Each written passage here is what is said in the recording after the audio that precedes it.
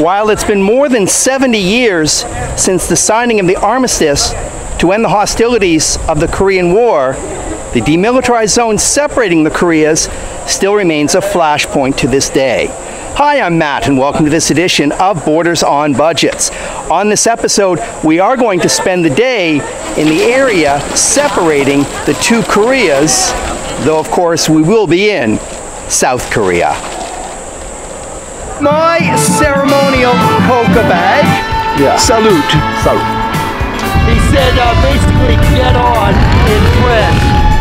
Magma. The highlight of any tour in the DMZ is walking through the third tunnel.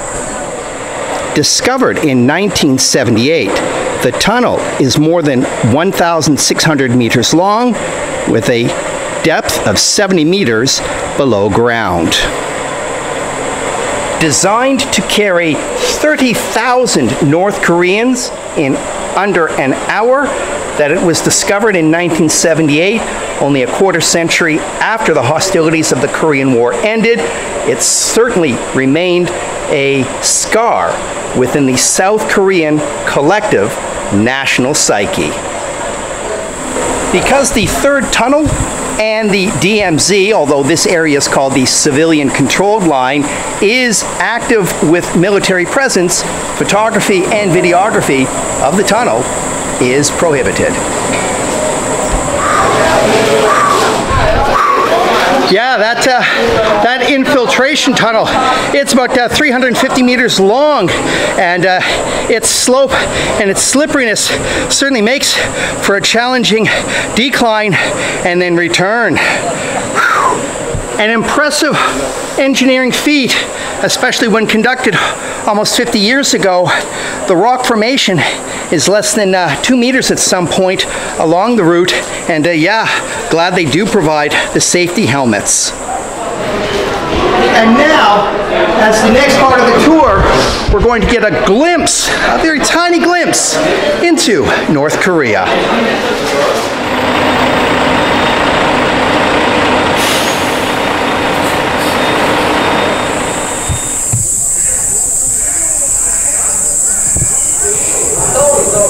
Including yours truly, the Dora Observatory certainly brings out the multitude of gawkers to take a peek, a glimpse of North Korea. And then if you go to the right-hand side, you can see another building a little bit closer than the other in the further building. There is a dormitory. Admittedly, I'm a little disappointed that there aren't telescopes to observe the DMZ here at the new Dora Observatory. And here is a closer view of the North Korean flag.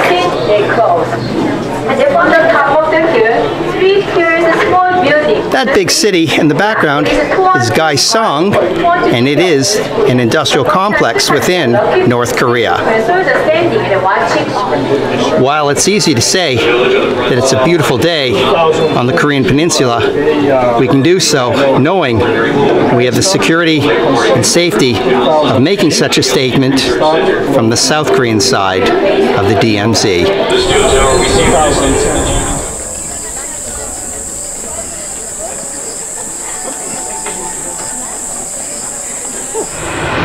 Instead of hanging around the tourist rest stop, let's see what's inside the community center of the unification village of Tongilcheon.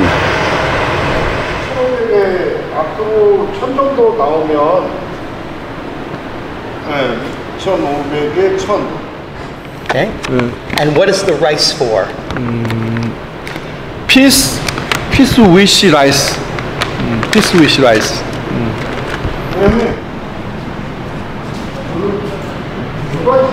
여기는 통일천 마을 주민과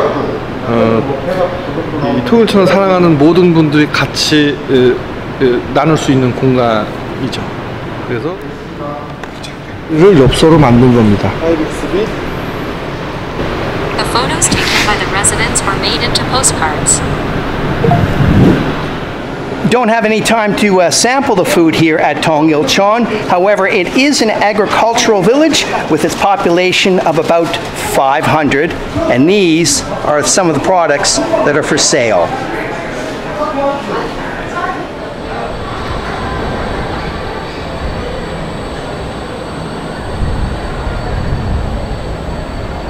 The rest of the day will be a little bit more relaxing, however, some paperwork to fill out in order to continue to travel within Korea's civilian control line. Before hopping on the gondola, a pledge to state that I will not film any military sensitive areas.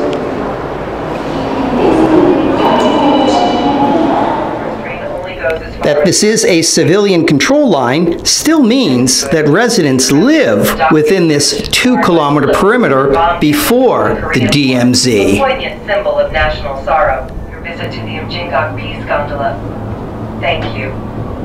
파주 DMZ 평화곤돌라를 탑승해주신 여러분. For perspective, that is the unification bridge that we crossed earlier this morning on the DMZ Peace Tour. To the east of the Unification Bridge, The DMZ from above.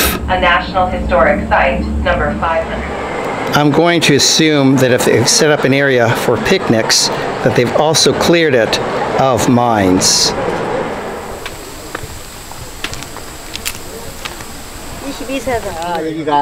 여기가 임진각 상류고 저쪽에 임진각 청교고 말이야. 저쪽이 김포고 말이야. 얼마나 좋아요? The Freedom Bridge, linking South Korea with North Korea, is no longer in service, while the Imjin River serves as a natural boundary between the two Koreas on the peninsula.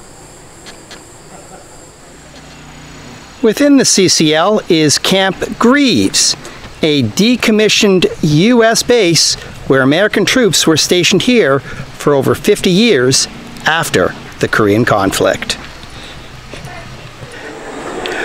With Greaves shutting down, the Army base is now an art installation recognizing and commemorating the Korean conflict.